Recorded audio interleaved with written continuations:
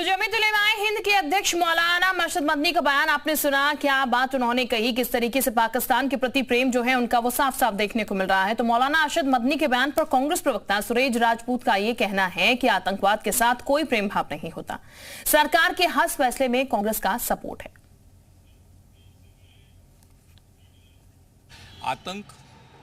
आतंकवादी और आतंकियों के आका, इनके साथ कोई प्रेम भाव नहीं होता है और हमें पूर्ण उम्मीद है कि मदनी साहब भी यही कह रहे होंगे। सच बात यह है कि जो भी भारत सरकार कदम उठा रही है आतंक के आका पाकिस्तान को सबक सिखाने के लिए, उन सारे कदमों का कांग्रेस पार्टी, इंडिया गठबंधन और पूरा देश तहे दिल से सपोर्ट करता है और भारतीय जनता पार्टी से और नरेंद्र मोदी जी से निर्णायक प्रहार करने की बात करता है।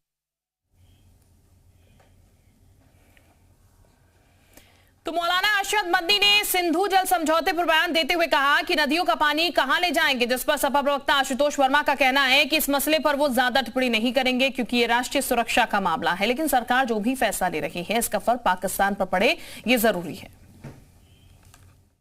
रही बात मदनी साहब वो क्या बोल रहे हैं, इस पर मैं बहुत टिप्पणी इसलिए नहीं करूंगा क्योंकि ये राष्ट्रीय सुरक्षा का मसला है और हम पहले भी बोल चुके हैं कि समाजवादी पार्टी पूरी तरीके से सरकार के साथ हर फैसले में खड़ी है। लेकिन हम ये जानना चाहते हैं कि सरकार फैसला इस तरीके से ले जिसका वाकई फ़र्क पाकिस्तान पे पड़े।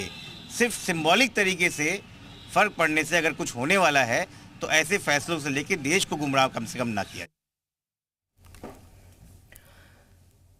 तो आपने सुना किस तरीके से तमाम प्रतिक्रियाएं भी इसको लेकर सामने निकल के आई हैं और हमारे साथ मयूर इस वक्त ज्यादा जानकारी के साथ जुड़ चुके हैं।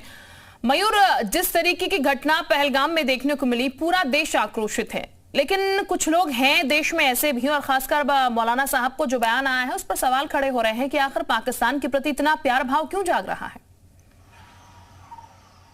देखिए, पहलगाम आतंकी हमले के बाद देश भर में लोगों में आक्रोश है। हर कोई इस बात की मांग कर रहा है कि जो पाकिस्तान ने कायराना हरकत की है उसको सबक सिखाया जाए और केंद्र सरकार अपने अपने डिप्लोमेटिक तरीके से पाकिस्तान को घेरने का काम कर रही है, चाहे वो राष्ट्रीय चाहे वो अंतर्राष्ट्रीय स्तर पर हो या फिर जो तमाम सिंधु रिवर ट्रीटी में जो नदी का पानी रोकने का काम किया गया, तो वो अपने अपने तरीके से काम कर रहे हैं। लेकिन मदनी साहब का जो बयान सामने आया है, पहले भी इस तरीके के बयान वो देते रहे हैं जिस पर उनकी आलोचनाएं हुई हैं और अब अरशद मदनी का कहना है कि नदियों का पानी हजारों सालों से बह रहा है, एक दूसरे के देश में जाता है, इसको आप कैसे रोकोगे, पानी को कहां पर लेकर जाओगे और आपस में प्रेम भाव होना चाहिए। तो उनके इस बयान को लेकर कहीं ना कहीं लोगों में नाराजगी है कि जहां एक तरफ पाकिस्तान टेररिस्ट भेज के हमारे देश के लोगों को, हमारे सोल्जर्स को लगातार मारने का काम कर रहा है, तो वहीं दूसरी तरफ अरशद मदनी जो है आपसी सौहार्द और प्रेम भाव की बातें कर रहे हैं, वो भी पाकिस्तान जैसे देश के जिसके पूरी दुनिया ने कहीं ना कहीं बॉयकॉट किया है और तमाम बड़े देश इस वक्त भारत के साथ खड़े हुए हैं कि अगर पाकिस्तान से जंग होती है, युद्ध होता है तो भारत का सपोर्ट करेंगे क्योंकि ये कायराना हरकत पाकिस्तान की तरफ से टेररिस्ट भेज के किया गया है। ऐसे में देश में ही रह रहे अरशद मदनी का ये बयान कहीं ना कहीं, हालांकि सभी मुसलमानों की तरफ से इस बयान को माना नहीं जा सकता, लेकिन एक बड़े धर्मगुरु हैं, उनकी तरफ से ऐसा बयान सामने आया ना तो लोगों में भी कहीं ना कहीं नाराजगी है। तो वहीं अगर कांग्रेस की हम बात करें तो उनसे भी हमने जब ये सवाल पूछा तो वो भी कह रहे हैं कि आतंकवाद और आतंक से कोई दोस्ती नहीं की जा सकती, चाहे वो कोई भी हो, और हम जो सरकार का फैसला है उसके साथ खड़े हैं। लेकिन अरशद मदनी साहब को भी समझ के सारी चीजों का सरकार के फैसले के साथ खड़ा नजर आ रहा है मयूर, लेकिन इस बीच इस तरीके की बात जो मौलाना ने कही है वो गले से नीचे नहीं उतर रही है किसी के भी। हमारे साथ इस वक्त आचार्य शैलेश जी भी जुड़ चुके हैं। बहुत स्वागत आपका जी उत्तर प्रदेश उत्तराखंड पर। आचार्य जी, मौलाना का पाकिस्तान प्रेम देखने को मिल रहा है, वो कह रहे हैं पानी रोक तो दिया, लेकर कहां जाओगे? देखिए, सबसे पहले तो मैं आपको बता दूं, आपको करेक्ट करना चाहता हूं, अरशद मदनी कोई धर्मगुरु नहीं है, वह मजहब का मौलाना है। धर्म तो सनातन धर्म है, पहली बात। दूसरी बात, जब आपातकालीन स्थिति हो और देश विषम परिस्थितियों से गुजर रहा हो, ऐसे में देश के खिलाफ या देश के प्रधानमंत्री या राष्ट्रपति के खिलाफ अगर कोई व्यक्ति बोलता है तो यह कानूनन रूप से देशद्रोह की श्रेणी में आता है।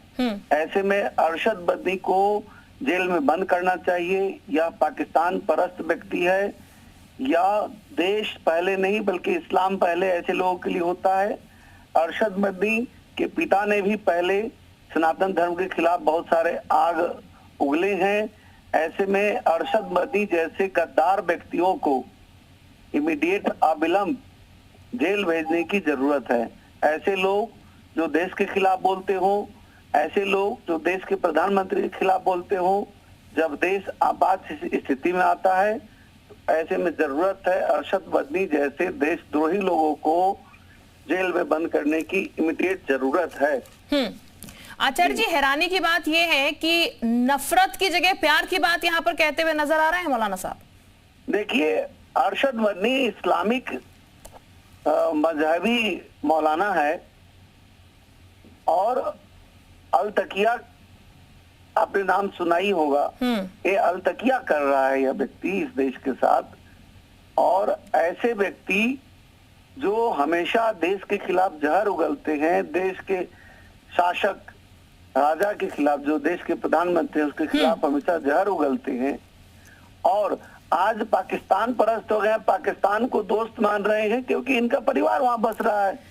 तो ऐसे में बिल्कुल ऐसे में सवाल जरूर यहाँ पर खड़े हो रहे हैं। आचार्य जी, साजिद राशिदी इस वक्त हमारे साथ जुड़ चुके हैं, मुस्लिम धर्मगुरु है। साजिद जी, बहुत स्वागत है आपका जी उत्तर प्रदेश उत्तराखंड पर। सबसे पहले मैं आपकी प्रतिक्रिया जानना चाहूंगी, जो कहा है यहाँ पर राशिद साहब ने, वो कितना सही आपको लग रहा है, कितना जायज आपको लग रहा है? देखिए, मैं भी मानता हूं कि मौलाना अरशद मदनी साहब का जो बयान है वो गलत है। ऐसा उनको बयान नहीं देना चाहिए। क्यों दिया है ये तो वही क्लियरिफाई करेंगे जी। लेकिन जिस तरह मैंने अभी आचार्य जी को सुना, बिला वजह गद्दार जैसे शब्द इस्तेमाल करना, देशद्रोही जैसे शब्द इस्तेमाल करना, ये कहाँ तक उचित है? एक हिंदुस्तानी नागरिक को। राशिदी जी, भाई मैं बोला नहीं, बिल्कुल बिल्कुल देशद्रोह की बात है। जो जब राष्ट्र आपातकालीन स्थिति में हो, गद्दार तो आप भी हैं, गद्दार आप लोग हैं। आप देश में क्या कर रहे हैं? आप सारे हिंदू धर्मगुरु जिस तरह मुसलमानों को गालियां देते हैं, मुसलमानों को निकालने की बात करते हैं, मुसलमानों को मारने की बात करते हैं, आप गद्दार नहीं हो? हम नहीं बात करते मुसलमानों को मारने की बात। मैं कभी नहीं करता कि मुसलमान को मारिए। क्या हो रहा है देश में? जगह जगह मुसलमानों की दुकानें तोड़ी जा रही हैं, मुसलमानों को मारा जा रहा है, पहलगाम का नाम लेकर उसको परेशान किया जा रहा है। गलत मैसेज दे रहे हैं, आप देश को गलत मैसेज दे रहे हैं। पाकिस्तान के स्लीपर सेल हो, पाकिस्तान के स्लीपर सेल हो तुम। तुम्हें पता नहीं कि देश में क्या चल रहा है और यहाँ हिंदू मुसलमान कर रहे हो। राशिदी जी, आप गलत दिशा दे रहे हैं। हुआ है और तुम जगह जगह मुसलमानों को परेशान कर रहे हो, जगह जगह मुसलमानों को मारने की बात कर रहे हो, उनको गांव से निकालने की बात कर रहे हो। शर्म नहीं आती? अरे शर्म करो, आप गलत बोल रहे हो। सबसे बड़े बिल्कुल गलत बोल रहे हो। आपको तो निर्मित लग रही है। ठीक है, चलिए साजिद जी, ठीक है आचार्य जी, साजिद को जेल भेजने की बात की जा रही है। ठीक है आचार्य जी, साजिद जी सवाल मेरा आपसे। ठीक है आचार्य जी, साजिद जी, आपके शागिर्द को मौलाना को जेल भेजने की बात की जा रही है, राष्ट्रद्रोही की बात की जा रही है, इसलिए आपको मिट्टी लग रही है। अरे आपके अंदर हिम्मत है हिंदुओं को बोलने की कि तुम गद्दारी कर रहे हो देश के साथ में? बोलो हिंदुओं को जो मुसलमानों को मार रहे हैं। चलिए साजिद जी अब जरा आप ये बात कह रहे हैं तो एक बात ये भी बताइएगा साजिद। ठीक है, नहीं बोल सकते तुम उनको। आतंकवादियों को मारा जाता है, जब पकड़ा जाता है तो मुसलमान ही क्यों होता है? आतंकवादी क्यों मुसलमान है? पहलगाम में हमला हो गया तो मैं आतंकवादी हो गया? शर्म नहीं आती तुम्हें बोलते? आतंकवादी क्यों मुसलमान होता है? चाहे वो पकड़ा जाए तो मुसलमान, पहलगाम में मारा जाए तो मुसलमान। किसी आतंकवादी ने हमला कर दिया तो हिंदुस्तान के सारे मुसलमान आतंकवादी हो गए।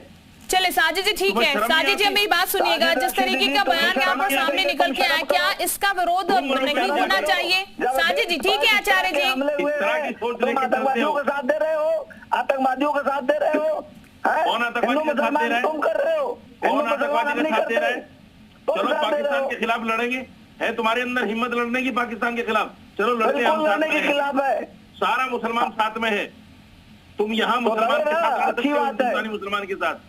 पाकिस्तान के खिलाफ लड़ने की हिम्मत नहीं। अरे कितने मुसलमान आर्मी में है बताओ। चलिए आचार्य जी रुकिएगा, साजिद जी आप भी रुकिएगा, चर्चा हम थोड़ा सा आगे बढ़ा दें। आप इसी तरीके से अगर आपस में ही बढ़ते रहेंगे तो शायद बातचीत नहीं हो पाएगी। देखिए प्रेम से रहने की बात हो रही है बाहर की तरफ, लेकिन भीतर देश में इस तरीके से आप लड़ाई कर रहे हैं। जरा सुनिएगा साजिद जी, अब जब भी बात आप कह रहे हैं कि पाकिस्तान जाकर लड़ लेते हैं, तो सर इस तरीके की जो बयानबाजी हो रही है, क्या इसके खिलाफ भी आवाज उठाते हुए आप नजर आएंगे?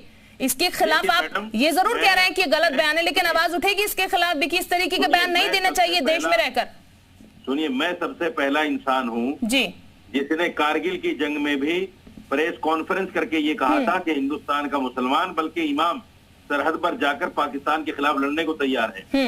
आज भी हम सरकार के साथ में हैं, बिल्कुल सरकार के साथ में हैं। हाँ। सरकार हमें इजाजत दे तो हम पाकिस्तान के खिलाफ लड़ेंगे जाके। लेकिन ये गद्दार जो मुसलमानों को मार रहे हैं, मुसलमानों की दुकानों को तोड़ रहे हैं, ये पाकिस्तान के स्लीपर सेल, इनके खिलाफ क्या होना चाहिए? जनरल आसिम मुनीर ने जो कहा था कि हिंदू मुसलमान एक साथ नहीं रह सकता, ये उसी बात को आगे बढ़ा रहे हैं। ये शैतान है एक नंबर के। इन लोगों के खिलाफ कार्रवाई होनी चाहिए, इनको फांसी देनी चाहिए ऐसे लोगों को। ठीक है शैलेश जी, बहुत शुक्रिया आपका। आचार्य शैलेश जी, आपका भी बहुत शुक्रिया। तो देश में जिस तरीके की चीजें चल रही हैं उसको लेकर आप खुद सुन रहे हैं किस तरीके की बयानबाजी जो है वो सामने निकल के आ रही है, और साजिद जी को भी आप सुन रहे हैं, पाकिस्तान से लड़ने की बात जरूर वो कह रहे हैं, लेकिन जो देश में विरोध हो रहा है, पाकिस्तान के खिलाफ जो समर्थित लोग नजर आ रहे हैं उनके खिलाफ भी क्या आवाज बुलंद की जाएगी, ये जरूर देखना होगा। बहरहाल आगे बढ़ते हैं, मयूर हमारे साथ लगातार हमारे सहयोगी बने हुए हैं। अब बात करते हैं अवैध अतिक्रमण की।